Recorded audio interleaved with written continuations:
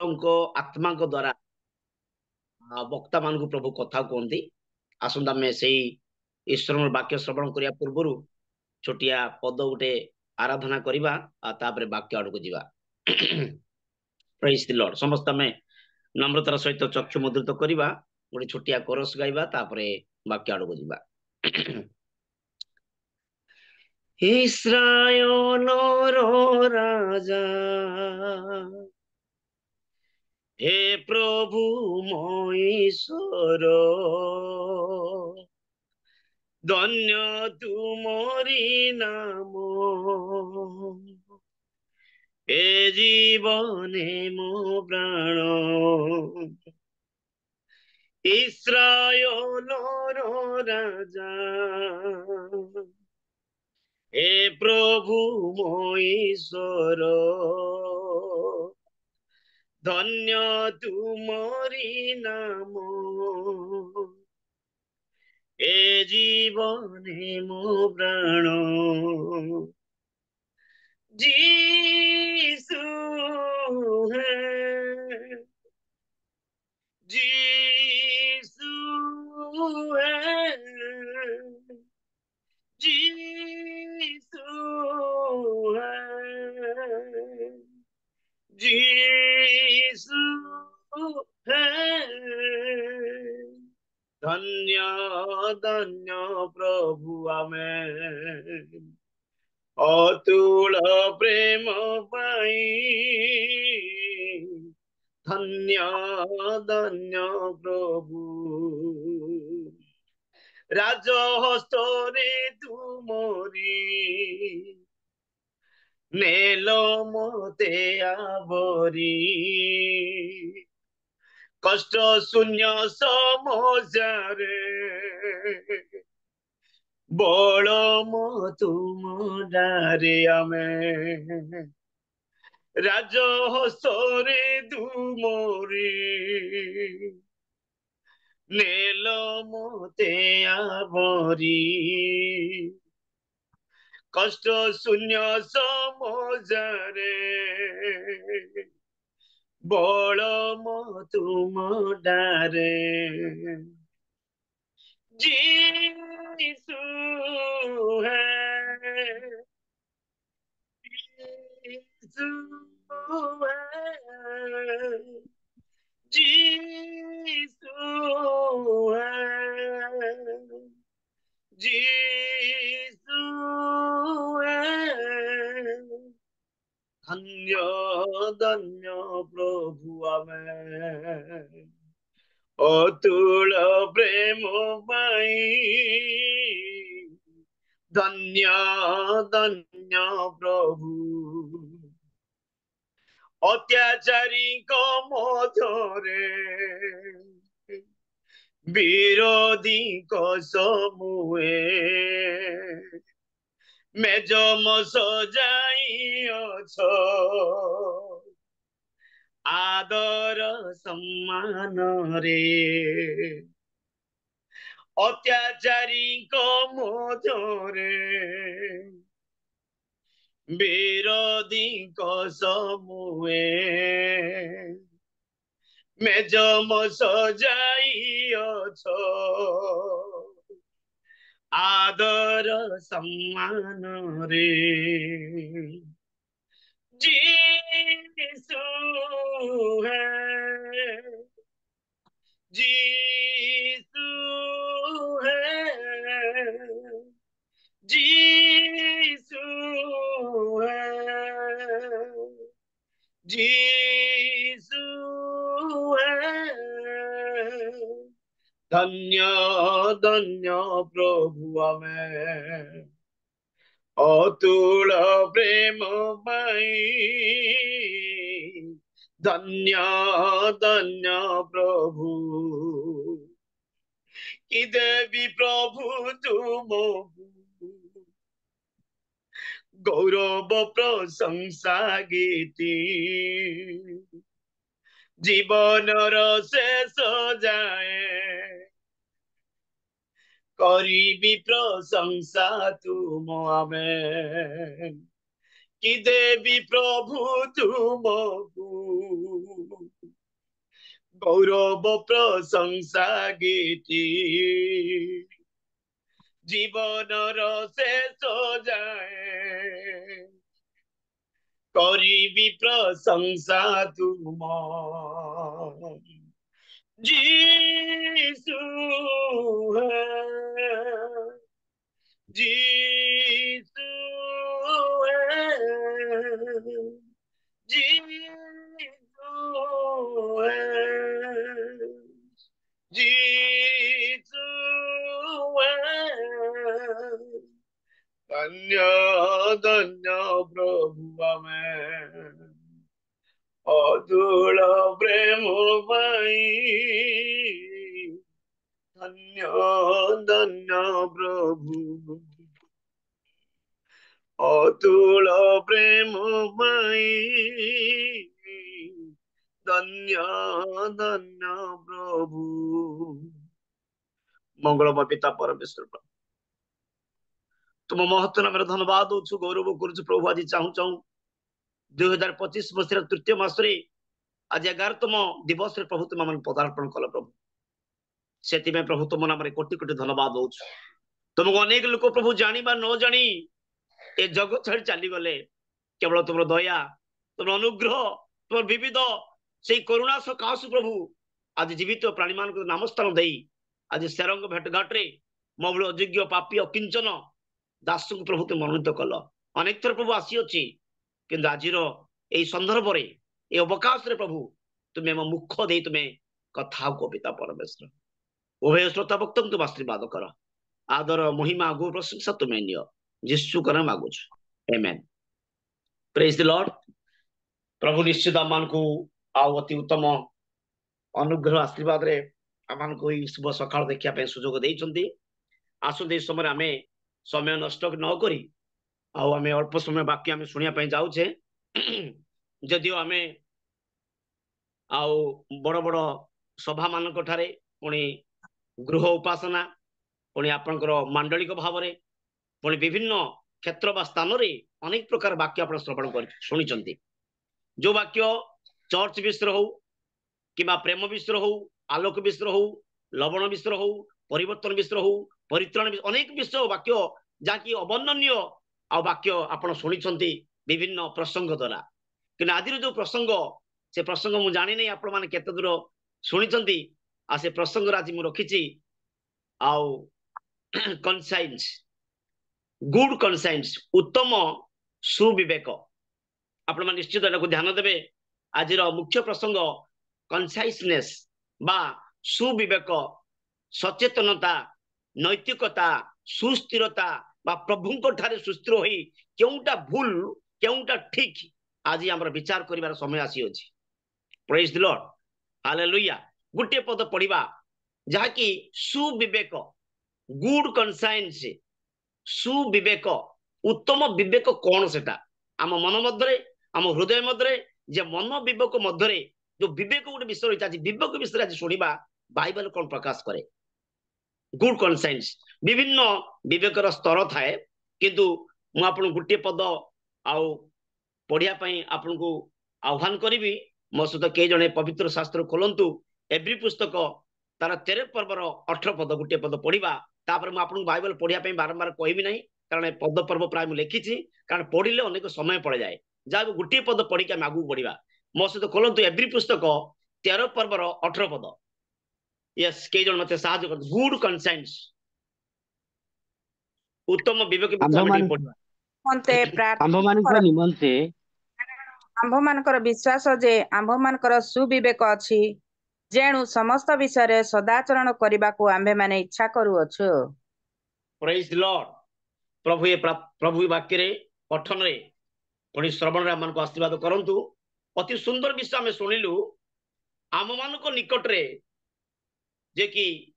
प्रार्थना कर कारण आम विश्वास जे आम एक सुविवेक रही तेणु सुविवेकर उदाहरण मुझे आपन को कहवाई चाहे जिते आम समुद्र मध्य बुड़ा जहाज आम देखीचु बुड़ा जहाज आज्ञा बुड़ा जहाज रे दुईटी विषय से थाए आज्ञा गोटे कंपास थाए आ गोटे सोनार थाए हेले जिते जहाज जड़े चालक चलाऊँच कंपास रो तार प्रकृत अर्थ होची सूची निर्णय करबा ता माने समुद्र गभीर भितर जाए जे चारियाडे कोनोसी विषय कोन सब थाए माने समुद्र चारिपाटे पहाड़ हो किंबा विभिन्न प्रकार जीवजंतु हो बाहिक विषय जहा थाए से सब उत्तम भाव देखी देखी से जहाज चले थाए ता होची कंपास बोली कहती आउ गोटे कहती सोनार सोनार अर्थ हो आज्ञा से बुढ़ा जहाज से तले गोटे सोनार गोटे छुटिया मेसीन लगी थाए कौन हुए से अगभीर जल भितर गला बेले आउ जदि कौन समुद्र भितर पहाड़ कौन माने पत्थर कि कौन जीव कि पानी भितर जहा जहा थाए सबको निरीक्षण करके से जहाज उत्तम भाव से चलेकी जाए এইটা যদি সে ন দেখে বা এই যন্ত্রপাতি যদি ন লাগি থাকে হুয়ে তো জাহাজ বিস্ফোরণ হয়ে জাহাজ নষ্ট হয়ে সে চালক উত্তম ভাবে পরিষ্কার করিপারে ঠিক সেমতি প্রভু আমକୁ গোটে বুড়া জাহাজ রূপক গোটে হৃদয় ଦେଇଛନ୍ତି গোটে সুবিবেক গোটে ଦେଇଛନ୍ତି ଆମେ ସମୀକ୍ଷା କରିବା ସେ ବିବେକକୁ କେମିତି ଭାବରେ ଆମେ ପରିଚାଳନା କରିବା ବା କିପରି ପରିଷ୍କାର କରିବା ବା ଈଶ୍ୱରଙ୍କର ବାକ୍ୟ ଦ୍ୱାରା କିପରି ଭାବରେ ହୃଦୟଙ୍ଗମ କରିବା ଯାହାକି ଆପଣମାନଙ୍କର ଆଜିର ସେଇ ଆମେ ଦେଖୁଥିଲୁ ଯେତେବେଳେ ଆପଣ ମତେ ପଠେଇଲେ ସେ ଯୋଉ ମେସେଜ କରିବା ପାଇଁ ସେଠି ଅତି ସୁନ୍ଦର ଲେଖା ହେଇଛି କଲସିୟ ତାର 3:16 ଆପଣ ଲେଖିଛନ୍ତି କଣ ଲେଖିଛନ୍ତି ନା ଈଶ୍ୱରଙ୍କର ବାକ୍ୟ ପ୍ରଚୁର ଭାବରେ ହୃଦୟରେ ସଞ୍ଚୟ କର କିନ୍ତୁ ବାକ୍ୟ ଉପରେ ଯୋଉ ଗୁରୁତ୍ୱ ଦିଆଯାଇଛି ସେ ବାକ୍ୟ ରୂପକ ବିବେକ ବା ଯୋଉ ହୃଦୟ ରୂପକ ଯୋଉ ବିବେକ ପ୍ରଭୁ ଦେଇଛନ୍ତି ସେ ବିବେକକୁ କିପରି ଆମେ ବିବେଚନା କରିକି ଆଗକୁ ବଢିବା ସେଇ ବିଷୟରେ ଆଜି ମୁଖ୍ୟ ପ୍ରସଙ୍ଗ ରଖାଯାଇଛି କାରଣ ଆପଣମାନଙ୍କ ଜୀବନରେ ଯେତେ ଗୁଡ଼ିଏ ପରିବର୍ତ୍ତନ ଅଛି ସବୁ ପରିବର୍ତ୍ତନ ଶ୍ରେଷ୍ଠ ପରିବର୍ତ୍ତନ ଗୋଟେ ମନ ପରିବର୍ତ୍ତନ ସେ ମନ ପରିବର୍ତ୍ତନର ସୁବିବେକ ଗୋଟେ ବିଷୟ ଥାଏ ଯେପରି ଆପଣ ହେଲିକପ୍ଟର କଥା କହିବା ଟ୍ରେନ କଥା କହିବା ଗାଡି ଘୋଡା କଥା କହିବା ସବୁଥିରେ ଗୋଟେ ଗୋଟେ ଛୋଟିଆ ଗୋଟେ ମେସିନ ଲାଗିଥାଏ ଯେପରି ଆପଣଙ୍କ ସାମାନ୍ୟ ଗୋଟେ ଛୋଟିଆ ଉଦାହରଣ ଦେବି ଗୋଟେ ଫ୍ୟାନ ଫ୍ୟାନ ର ଯଦି କେପାସିଟର ଲାଗି ନଥାଏ ଆଜ୍ଞା ସେ ଫ୍ୟାନ କେବେ ବୁଲି ନଥାଏ କିମ୍ବା ଯେକୌଣସି ବିଷୟ ଆପଣ ଦେଖନ୍ତୁ ମାନେ ଆପଣଙ୍କର ଗାଡିର ଇଞ୍ଜିନ କଥା କହିବା ଆପଣଙ୍କର ମୋବାଇଲରେ ବ୍ୟାଟେରୀ କଥା କହିବା ଏ ଛୋଟିଆ ବିଷୟ ଯଦି ତା ଭିତରେ ଲାଗି ନଥାଏ ହୁଏତ ଶାରୀରିକ ଭାବରେ ବା ବସ୍ତୁ ଭାବରେ ବଡ ଥାଏ କିନ୍ତୁ ଛୋଟିଆ ବିଷୟ ତ ଲଗାଇଥାଏ ଯେ କିଟ୍ସ ଲଗାଇଥାଏ ସେ କିଟ୍ସ ହିଁ ସବୁ ବିଷୟ କଣ କରିଥାଏ ଆଜ୍ଞା ପରିଚାଳନା କରିଥାଏ ଯେମିତି ଆପଣଙ୍କର ଟିଭିରେ ହଉଛି ରିମୋଟ କଣ୍ଟ୍ରୋଲ ନାଇଁ କି ଠିକ ସେମିତି ବୁଢା ଜାହାଜରେ ଆଉ ସେ କଣ କରିଥାଏ ସେ କମ୍ପାସ ବା ଦିଗ ନିର୍ଣ୍ଣୟ ବା ସୂଚୀ ନିର୍ଣ୍ଣୟ ବା ସେ ଜଳ ଭିତରେ ଗଭୀର ଜଳ ଭିତରେ କଣ ଥାଏ ସେ ସମୁଦ୍ର ବିଷୟ ନିରୀକ୍ଷଣ କରିକି ଆଉ ସେ ଚାଳକ ଅତି ଉତ୍ତମ ଭାବରେ କଣ କରିଥାଏ ସେ ବୁଢା ଜାହାଜକୁ ସମୁଦ୍ର ମହାସମୁଦ୍ର ଭିତରେ ସେ ଚଲାଇଥାଏ ଠିକ ସେମିତି ଏଇ ଶରୀର ରୂପକ ଜାହାଜ ଭିତରେ ପ୍ରଭୁ ଗୋଟେ ଛୋଟିଆ ବିବେକ ଦେଇଛନ୍ତି ପ୍ରେଜ୍ ଦ ଲର୍ଡ ଏକ ସୁବିବେକର ଆତ୍ମା ମାନଙ୍କୁ ଦେଇଛନ୍ତି ସେ ସୁବିବେକକୁ କିପରି ଭାବରେ ଆମେ ଈଶ୍ୱରଙ୍କ ସାନ୍ନିଧ୍ୟରେ କଣ୍ଟ୍ରୋଲ କରି ଆଗକୁ ବଢିବା ଏଇଟା ହଉଛି ଆମ ପାଇଁ ଆଜି ମୁଖ୍ୟ ବିଷୟ ଆଜ୍ଞା ତେଣୁ ମୋର ପ୍ରିୟ ମାନେ ଯେପରି ଜ୍ଞାନୀ ସଲମନ କହିଲେ ତୁମର ହୃଦୟରେ ତୁମେ ଯତ୍ନ ନିଅ ନୁହଁ କି ଆଜି ଆମ ହୃଦୟକୁ ଆଜି ପରୀକ୍ଷା କରିବାର ଅଛି ଆମର ମନକୁ ଆଜି ସୁସ୍ଥିର କରିବାର ଅଛି ଯୋଉଥିରେ କି ଆମର ଏଇ ସୁବିବେକକୁ ଉତ୍ତମ ଭାବରେ ଆମେ କଣ କରିପାରିବା କଣ୍ଟ୍ରୋଲ କରିପାରିବା ମୋର ପ୍ରିୟ ମାନେ ତେଣୁ ଆସନ୍ତୁ ଆମେ ନିଶ୍ଚିତ ଆଗକୁ ଟିକେ ବଢିବା ଆଉ ଗୋଟିଏ ପଦ ମଧ୍ୟ ଆମେ ପଢିବା ଯାହାକି ଆଉ ସେଟା ଲେଖା ହେଇଛି ନିର୍ଦ୍ଦୋଷ ବିବେକ କଣ ଲେଖା ହେଇଛି ଆଜ୍ଞା ଗୋଟେ ପଢିଲେ ଉତ୍ତମ ବିବେକ ସୁବିବେକ କିପରି ଭାବରେ ଆମେ ପରିଚାଳନା କରିବା ଯୋଉଥିରେ କି ଆମେ ଈଶ୍ୱରଙ୍କର ସାନ୍ନିଧ୍ୟକୁ ଆମେ ଜାଣିପାରିବା ବା ଉତ୍ତମ ବିବେକ ସହିତ ଯେପରି ଆମେ ନିନ୍ଦକ ମାନଙ୍କ ଠାରୁ ଆମମାନଙ୍କର ବିରୋଧୀ ମାନଙ୍କ ଠାରୁ ଆଜି ଯୋଉ ଗୀତ ଆମେ ଶୁଣୁଥିଲୁ ଯେଉଁମାନେ ଆମମାନଙ୍କୁ ତାଡ଼ନା ଦିଅନ୍ତି ସେମାନଙ୍କଠାରୁ ଆମେ କିପରି ଭାବରେ ରକ୍ଷା ପାଇବା ଆମେ ଉତ୍ତମ ଭାବରେ ଏକ ସୁବିବେକ ନିର୍ଦ୍ଦୋଷ ବିବେକ ଅନେକ ଗୋଟେ ବିବେକ ଶୁଦ୍ଧ ବିବେକ ରହିଛି ସେ ବିବେକ ବିଷୟରେ ଅଳ୍ପ କେ ଆଲୋଚନା କରିବା ଆସନ୍ତୁ ଆଉ ଗୋଟେ ପଦ ପଢିବା ଆଉ ଯେ କି ଆପଣମାନେ ପଢନ୍ତୁ ନାହିଁ ମୁଁ ଖାଲି ଜଷ୍ଟ କହିବା ପାଇଁ ଚାହେଁ ପ୍ରେରିତ ତାର 24 ପର୍ବର 16 ପଦ ପ୍ରେରିତ ତାର 24 ପର୍ବର 16 ପଦ ଲେଖାଯାଇଛି ଏ ପ୍ରକାର ଲେଖାଯାଏ ଏହେତୁ ପ୍ରେରିତ ପାଉଲ ନିଜେ କହୁଛନ୍ତି ଏହେତୁ ମୁଁ ମଧ୍ୟ ନିଜେ ସର୍ବଦା ଈଶ୍ୱରଙ୍କ ଓ ମନୁଷ୍ୟ ପ୍ରତି ନିର୍ଦ୍ଦୋଷ ବିବେକ ରକ୍ଷା କରେ ଏଠି ଆମେ ଶୁଣିଲୁ ଉତ୍ତମ ବିବେକ ଗୁଡ କନସାଇନ୍ସ ଯଦି ଆମେ ଉତ୍ତମ ବିବେକକୁ ଯଦି ଆମେ ସମାଜରେ ଉତ୍ତମ ଭାବରେ ପରିଚାଳନା କରିବା ଈଶ୍ୱରଙ୍କ ସାନ୍ନିଧ୍ୟରେ ହୁଏତ ଆମମାନଙ୍କ ଜୀବନର ସୁରକ୍ଷା ଆସିବ ଆମେ ଅନନ୍ତ ଜୀବନ ଅଧିକାରୀ ହେଇପାରିବା ଆମେ ପରିତ୍ରାଣ ସ୍ୱାଦ ଚାଖି ପାରିବା ଅନ୍ୟମାନଙ୍କ ନିକଟରେ ଆମେ ଏକ ଉଦାହରଣ ହେଇପାରିବା ଯେପରି ପ୍ରଭୁ ଯୀଶୁଙ୍କର ସାନ୍ନିଧ୍ୟରେ ଯେତେବେଳେ ପ୍ରେରିତ ପାଉଲ ପ୍ରଥମେ ସାଉଲ ଥିଲେ ସେ ଅନେକ ଲୋକମାନଙ୍କୁ ତାଡ଼ନା କରୁଥିଲେ ଚର୍ଚ୍ଚ ଭାଙ୍ଗୁଥିଲେ ଅନେକ ଲାଞ୍ଛିତ କରୁଥିଲେ ଅପମାନ କରୁଥିଲେ ଅନେକ ଥର ପ୍ରିୟ ପ୍ରଭୁଙ୍କ ଲୋକମାନଙ୍କୁ ଜେଲରେ ପୁରଉଥିଲେ କିନ୍ତୁ ସେଇ ଦାସଙ୍କୁ ଯେତେବେଳେ ପ୍ରଭୁ ଧରିଲେ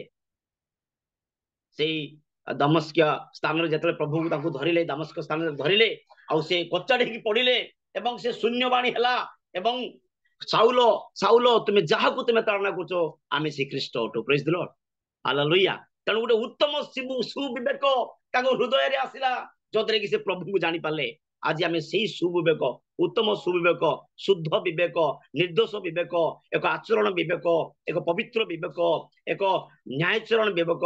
ଏକ ଆତ୍ମାଙ୍କର 9ଟି ଆତ୍ମାଙ୍କର ଫଳପୂର୍ଣ୍ଣ ବିବେକକୁ ଆଜି ପ୍ରଭୁଙ୍କ ନିକଟରେ ଆମେ ଆଉ କଣ କରିବାର ଅଛି, ଆଉ ଶାଣିତ କରିବାର ଅଛି,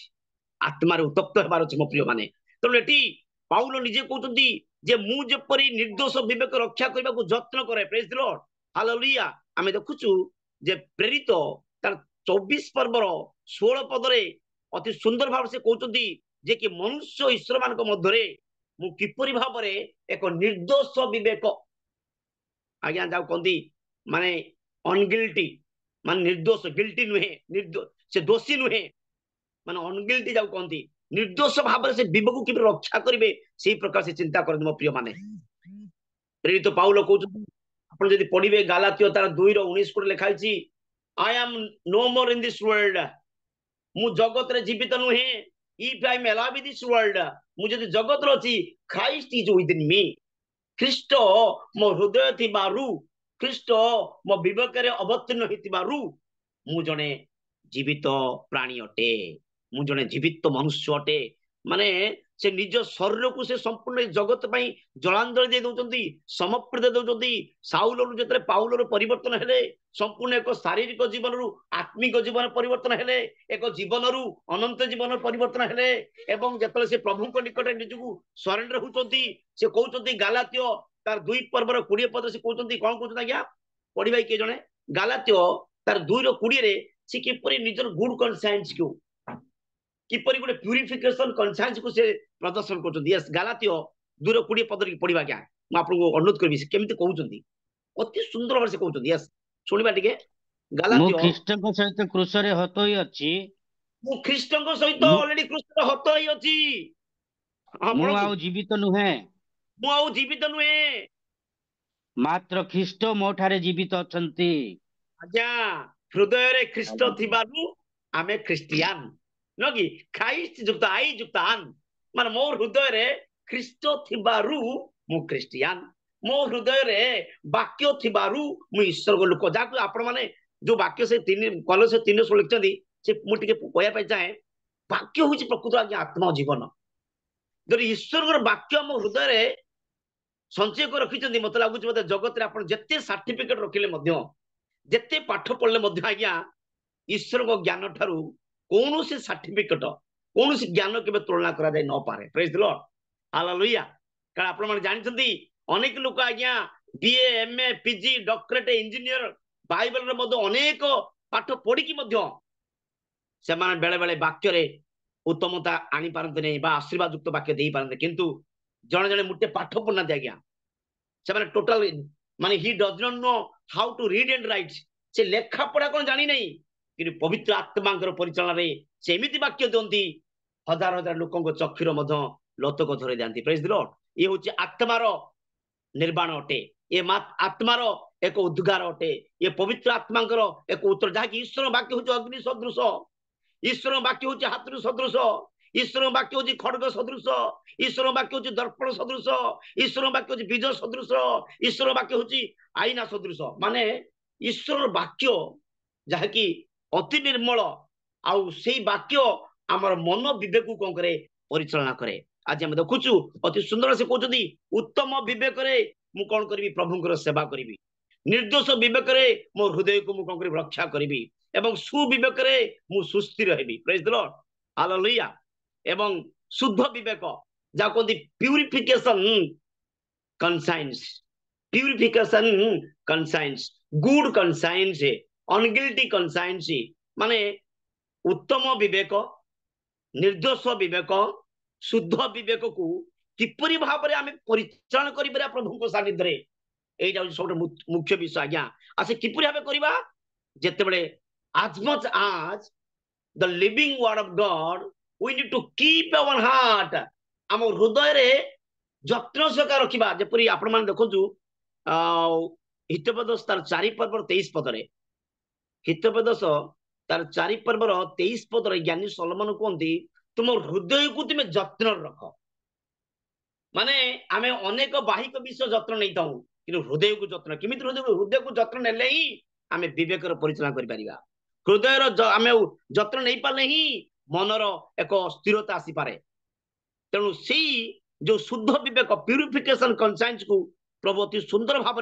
प्रकाश करती आमे तले ईश्वर वाक्य को उत्तम भाव प्रचुर भाव आमे हृदयंगम करवा अर्थात हृदय संचय करवा गीत संगीता 119 पद गीत संगीता 119 पद दाऊद से यौवन काल समय कुकार्य लिप्त थिले आउ सेई विषय को से मन पकाउछन्ती 9 10 11 पढ़िबा तांकर जो गुड कन्साइंस को सेठी से प्रभु को निकट जणाउछन्ती आउ सेई प्यूरिफिकेशन कन्साइंस को प्रभु को निकट से जणाउछन्ती कोन कहउछ आज्ञा मु जुबा जुबा मनुष्य की प्रकार अपना पथ परिष्कार करे प्रेज द लॉर्ड जुबा मनुष्य किपरि भाव में पथ परिष्कार करे आपण माने जानछन्ती परमेश्वर मनुष्य को 3टी स्तर दे गठन कले गोटे कैशोर गोटे यौवन आ गोटे वृद्ध ये 3टी अवस्था गठन कला परे से यौवन व्यक्ति को अधिक प्रभु गुरुत्व दौरान कौन कहते whenever you are in youth that time you are remember who is your creator यौवन काल समय सृष्टिकर्ता कौन कर आज्ञा स्मरण कर माने हमर ए विवेक को उत्तम भाव व्यवहार करने प्रभु कहते कौन दाऊद हृदय से कहते तुमर वाक्य अनुजाई तई विश्व सावधान हो ईश्वर वाक्य प्रभु जीशु स्वयं निजे कहते आद्य वाक्य थिला वाक्य ईश्वर संगे थे आई वाक्य निजे स्वयं परमेश्वर अटंती ईश्वर अटंती आ मनुष्य रोटीर बंचब नहीं बरं ईश्वर वाक्य बंचब प्रेज द लॉर्ड हालेलुया आ ईश्वर वाक्य ही आम जीवनर आम हृदय पथरे एक आलोकर रास्ता दिए तुम्हें कौन जान ना ईश्वर वाक्य हूँ तुम चरण पाई प्रदीप एवं पथ पाई आलुओ अटे आलोक जेपरी निजे जली अन्य मान को आलोक दे ठीक सेमती आमे सेई जो वाक्य बेले बेले हुए तो अवश्य कही जे वाक्य हूँ दर्पण अटे दर्पण आम शरीर को देखी था ईश्वर वाक्य आम हृदय को देखी था प्रेज द लॉर्ड ईश्वर वाक्य आम हृदय को निरीक्षण करे ईश्वर वाक्य आम हृदय को परिष्कार करे ईश्वर वाक्य आम मन को परिवर्तन करे ईश्वर वाक्य आम मनर भितर जहाँ कि रही सबु विषय कौन करे जणे दे प्रेज द लॉर्ड आ सेई वाक्य को एक शुद्ध विवेक बोली कहा जाय मो प्रिय माने एवं आमे आम विवेक बेले शुष्क हो जाए आम हृदय शुष्क हो जाए आम हृदय सचेतनता केमिति लिखाई जदि भ्रांत शिक्षा खराब शिक्षा आम जीवन आसे जगतर आकर्षण प्रति अधिक आम मनोযোগী हेबा रंगर सता प्रति अधिक मनोযোগ हवा तेबे आम हृदय कौन हो डेड हो आम कन्साइंस डेड हो आम माइंड अस्थिर हो ना कि आम देखु प्रथम तिमोथी 4:2 लिखाई भ्रांति जनक आत्मा मान प्रति भूत मान शिक्षा अमनोयोगी लोक मान सहित मिसवा यह हूँ शुष्क सुविवेक अर्थात ड्राई कन्साइंस एक शुष्क विवेक आसवा आम जीवन में प्रिय माने आम विवेक को किपरि भाव उत्तम भाव व्यवहार करवा यही आम एक श्रेष्ठ विषय मो प्रिय माने एवं आउ गोटे विषय पढ़ा एव्री पुस्तक तार 9:14 लिखा जाए एव्री पुस्तक तार 9 पर्वर 14 लिखाई तेबे जो ख्रीष्ट चिरंतन आत्मा द्वारा आपण को निखुंत बड़ी स्वरूपे ईश्वर को निकट उत्सर्ग कले ताहांक रक्त केते अधिक परिमाण जीवित ईश्वर को सेवा करने निमंते कृतकर्म आम को विवेक को शुद्ध करिवार अछि आज्ञा विवेक को किपरि शुद्ध करिवे कारण ईश्वरंकर सुपुत्र से थिले कोन निष्कलंक थिले से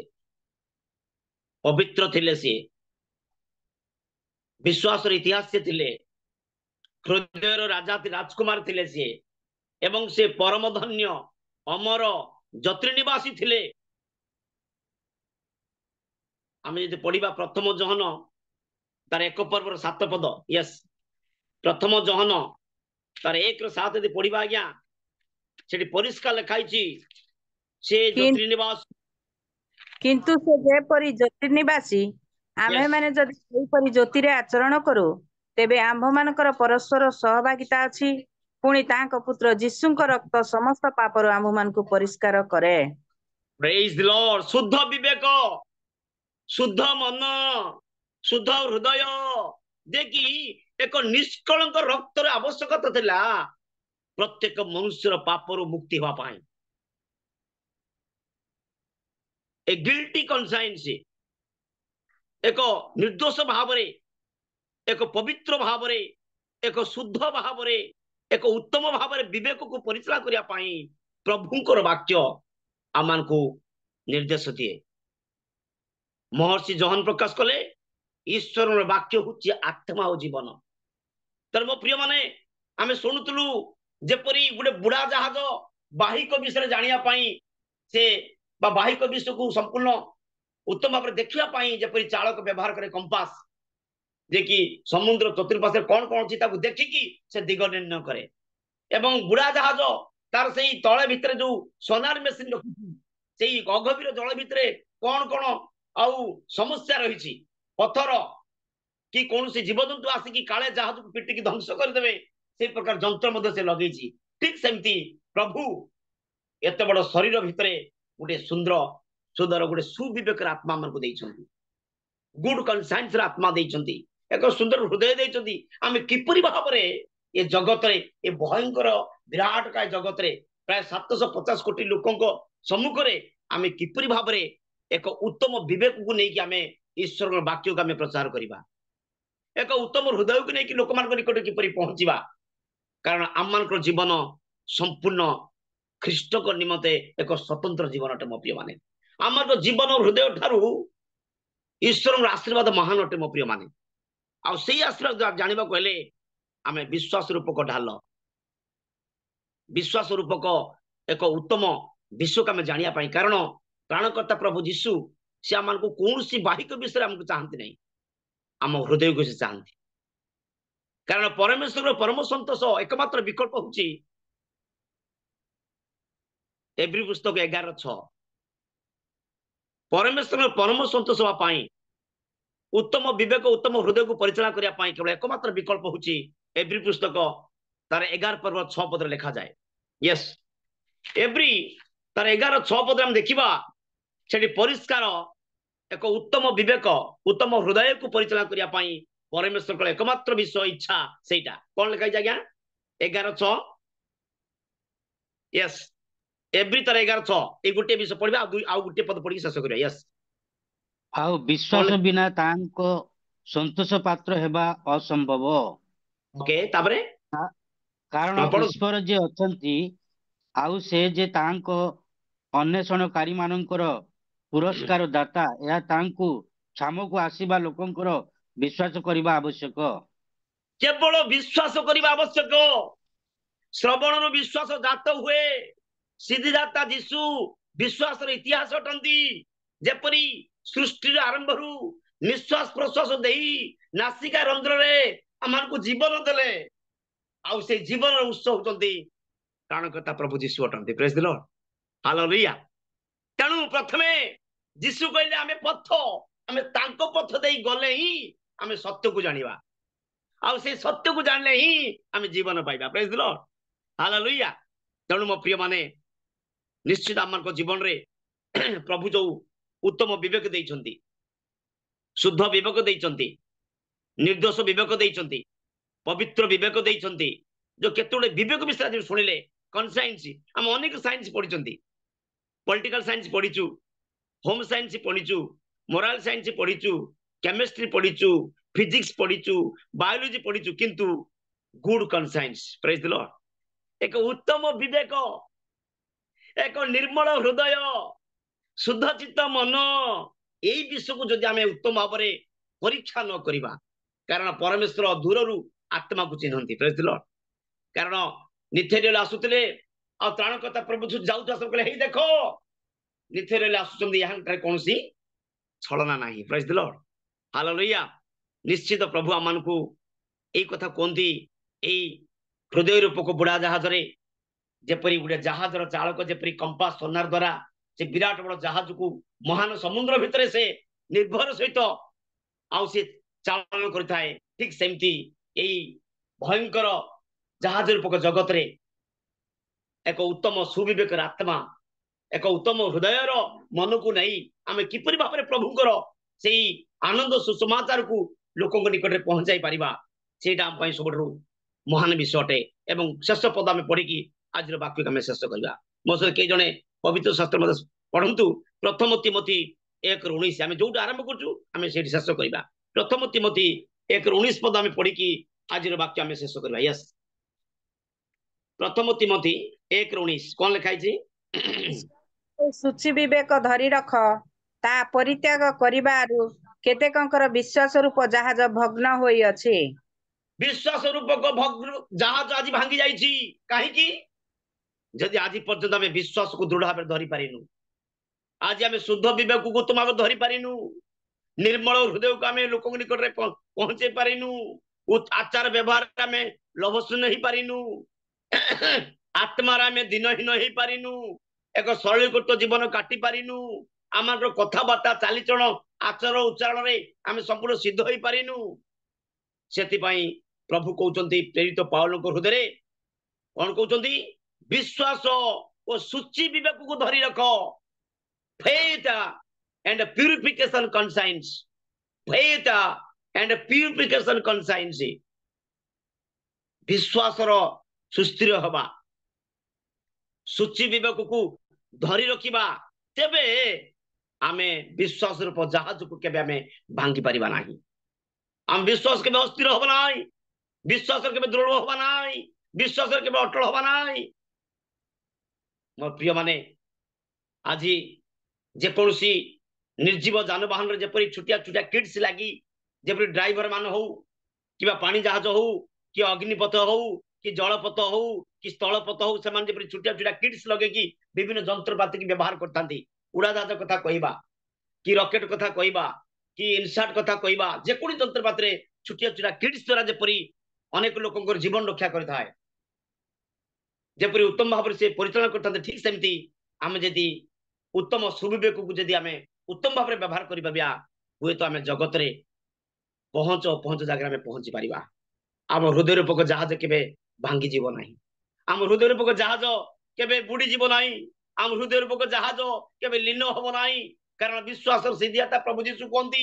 ଯେ ତୁମେ ବିଶ୍ୱାସକୁ ଦୃଢ ଭାବରେ ଧରି ରଖ, ବିଶ୍ୱାସକୁ ଦୃଢ ଭାବରେ ଧରି ରଖ। ମୋର ପ୍ରିୟ ମାନେ, ଆଜି ଜ୍ଞାନୀ ସୋଲୋମନ ଆମକୁ ଯୋଉ ସୁନ୍ଦର ବିଷୟ କୁହନ୍ତି, ପ୍ରଭୁ ବିଷୟକ ଭୟ ଯୋଉ ଜ୍ଞାନର ଆରମ୍ଭ, ପ୍ରଭୁ ବିଷୟକ ଭୟ ଯୋଉ ଜ୍ଞାନର ଆରମ୍ଭ, ସେଇ ଜ୍ଞାନ ରୂପକ ବିବେକକୁ ଯଦି ଆମେ ଉତ୍ତମ ଭାବରେ କେୟାର କରିବା, ତାହେଲେ ପ୍ରଭୁ ନିଶ୍ଚିତ ଆମମାନଙ୍କୁ କଣ କରିବେ? ସାହାଯ୍ୟ କରିବେ। ଉପଦେଶକ 4:13 ବୋଧେ, ୟେସ୍, ଉପଦେଶକ 4:13 ବୋଧେ, ସରି, ଓକେ, ରୁହନ୍ତୁ ଟିକେ ଗୋଟେ ମିନିଟ୍। ହିତୋପଦେଶ 4:13 ବୋଧେ, ୟେସ୍, କଣ ଲେଖାଯାଇଛି ଆଜ୍ଞା? ହଁ, ହିତୋପଦେଶ 4:13 କଣ ଲେଖାଯାଇଛି ଆଜ୍ଞା? ଉପଦେଶକୁ ଦୃଢ କରି ଧର, ତାକୁ ଛାଡି ଦିଅ ନାହିଁ, ତାକୁ ରଖ, କାରଣ ତାହା ତୁମର ଜୀବନ ଅଟେ। ପ୍ରେଜ୍ ଦ ଲର୍ଡ, ହାଲେଲୁୟା। ତେଣୁ ଏଠି ଯେମିତି ହୃଦୟ ରୂପକ ବୁଢା ଜାହାଜକୁ ଆମେ ରକ୍ଷା କରିବା, ଠିକ ସେମିତି ଆମର ହୃଦୟ ରୂପକ ଜୀବନକୁ, ଆମ ପ୍ରାଣକୁ ରଖିବାକୁ ହେଲେ ଈଶ୍ୱରଙ୍କର ବାକ୍ୟକୁ, ଯାହାକି ଆପଣ ମାନେ କଲୋସ୍ୟ 3:16 ଲେଖିଛନ୍ତି, ସେଇ ପଦ ମୋର ହୃଦୟକୁ ସ୍ପର୍ଶ କରିଛି। ଯୋଉ ବାକ୍ୟ କି ଏକ ଅଗ୍ନି ସଦୃଶ, ଯୋଉ ବାକ୍ୟ ହାତରୁ ସଦୃଶ, ଯୋଉ ବାକ୍ୟ କାର୍ଯ୍ୟ ସାଧକ ଖଡଗ ସଦୃଶ, ଯୋଉ ବାକ୍ୟ ଦର୍ପଣ ସଦୃଶ, ଯୋଉ ବାକ୍ୟ ବୀଜ ସଦୃଶ, ଏବଂ ଯୋଉ ବାକ୍ୟ ଯେ କି ଶିଶୁର ସଦୃଶ, ଯୋଉ ବାକ୍ୟ ଦୁଗ୍ଧ ସଦୃଶ, ଯୋଉ ବାକ୍ୟ ଅଗ୍ନି ସଦୃଶ, ଯୋଉ ବାକ୍ୟ ମଧୁ ଦୁଗ୍ଧ ଠାରୁ ଅଧିକ ମିଠା, ସେଇ ବାକ୍ୟକୁ ନେଇ ଆଜି ଆମେ ବିବେକକୁ ଆଜି ଆଉ ଜଗତରେ ଆମେ କଣ କରିବା? ପରିଚାଳନା କରିବା, ହୃଦୟକୁ ହୃଦୟଙ୍ଗମ କରିବା, କାରଣ ସେ ଆମ ଚିନ୍ତାର ଚିନ୍ତାମଣି, ସେ ଆମ ଭାବନାର ଭାବଗ୍ରାହୀ ଅଟନ୍ତି। ତେଣୁ ମୋ ପ୍ରିୟ ମାନେ, ଆସନ୍ତୁ ସେ ପ୍ରଭୁଙ୍କ ନିକଟରେ ନିଜକୁ ଶରଣାପନ୍ନ ହଉ, କିପରି ଭାବରେ ଉତ୍ତମ ସୁବିବେକ, ନିର୍ଦ୍ଦୋଷ ସୁବିବେକ ଏବଂ ନିର୍ମଳ ସୁବିବେକ ଏବଂ ସମସ୍ତ ଉତ୍ତମ ବିବେକକୁ କିପରି ଭାବରେ ଆମେ ପରିଚାଳନା କରିପାରିବା, ତାହା କେବଳ ଈଶ୍ୱରଙ୍କ ଠାରେ ଆମେ ସମ୍ପୂର୍ଣ୍ଣ ନିଜର ଜୀବନକୁ ଆମେ ସମର୍ପିତ କରିବା। ପ୍ରଭୁ ନିଶ୍ଚିତ ଆମକୁ ବାହୁଲ୍ୟ ଭାବରେ ଆଶୀର୍ବାଦ କରିବେ ଏବଂ ଉତ୍ତମ ଯୋଦ୍ଧା ଆତ୍ମିକ ଯୋଦ୍ଧା ଭାବରେ ଆମକୁ ବ୍ୟବହାର କରି ପ୍ରଭୁ ଏଇ ଅଳ୍ପକେ ବାକ୍ୟ ଦ୍ୱାରା ଆପଣମାନଙ୍କୁ ମତେ ଆଶୀର୍ବାଦ କରନ୍ତୁ। ଆଉ ମୁଁ ଅଳ୍ପକେ ପ୍ରାର୍ଥନା କରିବି। ସର୍ବମଙ୍ଗଳକାରୀ ପିତା ପରମେଶ୍ୱର ପ୍ରଭୁ ତୁମ ମହତ୍ ନାମ ଧନ୍ୟବାଦ ଦଉଛୁ, ଗୌରବ କରୁଛୁ ରାଜା ଏଥିପାଇଁ ଆଜି ବିଶେଷ କରି ବିଶ୍ୱାସର ରୂପକ ଜାହାଜର ଯୋଉ ସୁବିବେକର ଆତ୍ମା, ଶୁଦ୍ଧ ବିବେକର ଆତ୍ମା, ନିର୍ମଳର ବିବେକ ଏବଂ ନିର୍ଦ୍ଦୋଷର ବିବେକ, ଏଇ ଯୋଉ ଉତ୍ତମ ବିବେକ ଦେବା ନିମନ୍ତେ ଆମମାନଙ୍କୁ ଚେତନା ପ୍ରେରଣା ଦେଇ ପ୍ରଭୁ ବାକ୍ୟ ଦ୍ୱାରା ତୁମେ କଥା କହିଲ, ସେଥିପାଇଁ ତୁମ ନାମରେ କୋଟି କୋଟି ଧନ୍ୟବାଦ ଦଉଛୁ। ଏଇ ସମୟରେ ବିଶେଷ କରି ସେରଙ୍ଗର ଭେଟଘାଟର ଯେତେ ପ୍ରିୟର ପ୍ରଭୁଙ୍କ ଲୋକମାନେ ବସି ଅଛନ୍ତି ବା ଦୂରଦୂରାନ୍ତରେ ପ୍ରଭୁ ଶୁଣୁଛନ୍ତି, ସମସ୍ତଙ୍କୁ ପ୍ରଭୁ ପିତା ପୁତ୍ର ପବିତ୍ର ନାମରେ ତୁମେ ଆଶୀର୍ବାଦ କର। ଏ ବାକ୍ୟ ନେଇ ଆଗାମୀ ଦିନମାନଙ୍କ ପ୍ରଭୁ ଯେପରି ତୁମରି ସେବା ପାଇଁ ଆଗକୁ ବଢିବେ, এই ପ୍ରକାର ମନୋବଳ ଦିଅ। ସବୁ ଆଦର ମହିମା ପ୍ରଶଂସା ତୁମକୁ ଦେଇ ପ୍ରାଣକର୍ତ୍ତା ପ୍ରଭୁ ଯୀଶୁଙ୍କ ନାମରେ এই ପ୍ରାର୍ଥନା ଘୋଷଣା କରୁଅଛୁ। ଆମେନ୍। Thank you. May God bless all of you. ଆମେନ୍ ଆମେନ୍। Praise the Lord. ପ୍ରଭୁଙ୍କ ନାମ ଗୌରବ ହଉ। ଆଜିର ବାକ୍ୟ ଦ୍ୱାରା ଆମମାନେ ଆଶୀର୍ବାଦ ପାଇଅଛୁ ସୂଚି ବିବେକ ଅନୁସାରେ। ପ୍ରଭୁ ଆଜିର ବକ୍ତା ମହାଶୟଙ୍କୁ ପ୍ରଚୁର ଆଶୀର୍ବାଦ କରନ୍ତୁ, ତାଙ୍କ ମିନିଷ୍ଟ୍ରିରେ ତାଙ୍କୁ ସାହାଯ୍ୟ କରନ୍ତୁ। ତେବେ ଆସନ୍ତୁ, ଆଜି ବକ୍ତା ମହାଶୟ ଶେଷ ପ୍ରାର୍ଥନା ମଧ୍ୟ କରି ନେଇ ଅଛନ୍ତି, ତେଣୁ ଆମେ ପ୍ରଭୁ ଶିଖାଇଥିବା ପ୍ରାର୍ଥନା କରିବା ଏବଂ ଆଶୀର୍ବାଦ ପ୍ରାର୍ଥନା କରିବା। ଏହି ସମୟ ମଧ୍ୟରେ ମୁଁ ଅନୁରୋଧ କରିବାକୁ ଚାହୁଁଅଛି, ସେରଙ୍ଗରୁ ଆମ ବଳିଆର ସିଂ ବାପା ଜଏନ୍ କରି ଅଛନ୍ତି, ଯଦି ସୁବିଧାରେ ଅଛନ୍ତି ତାହେଲେ ଅନମ୍ୟୁଟ୍ କରିବେ ଏବଂ ଆମମାନଙ୍କୁ ପ୍ରଭୁ ଶିଖାଇଥିବା ପ୍ରାର୍ଥନା ସହିତ ଆଶୀଷ ଭିକ୍ଷା ମାଗି ନେବେ। ବଳିଆର ସିଂ ଦାଦା ଯଦି ଶୁଣି ପାରୁଛନ୍ତି ଅନମ୍ୟୁଟ୍ କରିବେ। ପ୍ରେଜ୍ ଦ ଲର୍ଡ। ପ୍ରେଜ୍ ଦ ଲର୍ଡ। ପ୍ରଭୁ ଶିଖାଇଥିବା ପ୍ରାର୍ଥନା କରିବା କି? ହଁ, ଏବଂ ଆଶୀଷ ଭିକ୍ଷା। ହଉ, ଆସନ୍ତୁ ପ୍ରାର୍ଥନା କରିବା। ଆଏ ଆମର ସ୍ୱର୍ଗସ୍ଥ ପିତା, ଆମ ପବିତ୍ର ବୋଲି ମାନ୍ୟ, ପବିତ୍ର ବୋଲି ମାନ୍ୟ, ତୁମରି ରାଜ୍ୟ ଆସୁ, ଯେପରି ସ୍ୱର୍ଗରେ ସେପରି ପୃଥିବୀରେ ତୁମରି ଇଚ୍ଛା ସଫଳ ହେଉ। ଆଜି ଆମମାନଙ୍କୁ ପ୍ରୟୋଜନ ଆହାର ଦିଅ, ଆମମାନେ ଯେପରି ଆପଣା ଅପରାଧ ସବୁ କ୍ଷମା କରିଅଛୁ, ସେହିପରି ଆମମାନଙ୍କୁ ଅପରାଧ ସବୁ କ୍ଷମା କର। ପରୀକ୍ଷାରେ ମାତ୍ର ମନ୍ଦରୁ ରକ୍ଷା କର, ତେଣୁ ରାଜ୍ୟ ପରାକ୍ରମ ଗୌରବ ଯୁଗେ ଯୁଗେ। ଆମେନ୍। ଆମେନ୍। ଯେତେବେଳେ ପିତା ପରମେଶ୍ୱରଙ୍କର ଅସୀମ ପ୍ରେମ, ପୁତ୍ର ପ୍ରଭୁ ଯୀଶୁଖ୍ରୀଷ୍ଟଙ୍କର ଦୟା ଓ ଅନୁଗ୍ରହ, ସାହାଯ୍ୟକାରୀ ପବିତ୍ର ଆତ୍ମାଙ୍କର ଶାନ୍ତି ଶକ୍ତି ସୁମଧୁର ସହଭାଗିତା ଜୁମ୍ରେ ଉପସ୍ଥିତ ଅନୁପସ୍ଥିତ ସମସ୍ତ ବିଶ୍ୱାସୀ ମାନଙ୍କ ପ୍ରତି, ପୁଣି ଆଜି ସକ୍ରିୟ ଅଂଶଗ୍ରହଣ କରି ତୁମରି ଗୌରବ ପ୍ରଶଂସା କରିଥିବା ପ୍ରତ୍ୟେକ ଭାଇ ଭଉଣୀ ମାନଙ୍କ ପ୍ରତି, ପୁଣି ଆଜିର ପରିଚାଳକ ମହାଶୟଙ୍କ ପ୍ରତି, ପୁଣି ଆଜିର ବକ୍ତା ମହାଶୟଙ୍କ ପ୍ରତି, ତାଙ୍କ ପରିବାର ପ୍ରତି, ତାଙ୍କ ସେବା ପ୍ରତି, ପୁଣି ପୃଥିବୀର କୋଣେ କୋଣେ ରହିଥିବା ସମସ୍ତ ବିଶ୍ୱାସୀ ମାନଙ୍କ ପ୍ରତି ବର୍ତ୍ତମାନ ଠାରୁ ସଦା କାଳ ସଙ୍ଗେ ସଙ୍ଗେ ରୁହନ୍ତୁ। ଆମେନ୍। ଆମେନ୍ ଆମେନ୍। ବଳିଆ ସିଂ ବାପାକୁ ମୁଁ ଧନ୍ୟବାଦ ଦିଏ ଆଶୀର୍ବାଦ ଭିକ୍ଷା ମାଗିଥିବାରୁ। ସେଠି ସଙ୍ଗେ ସଙ୍ଗେ ଆଜି ବାଇବଲ ପଠନ କରିଥିବା ନିଖିଲ ସିଂ, ପୁଣି ଗୀତ ଗାନରେ ସାହାଯ୍ୟ କରିଥିବା ଈଶାଞ୍ଜଳି ସିଂ, ସମସ୍ତଙ୍କୁ ମୁଁ ଧନ୍ୟବାଦ ଦିଏ। ଏଥି ସଙ୍ଗେ ସଙ୍ଗେ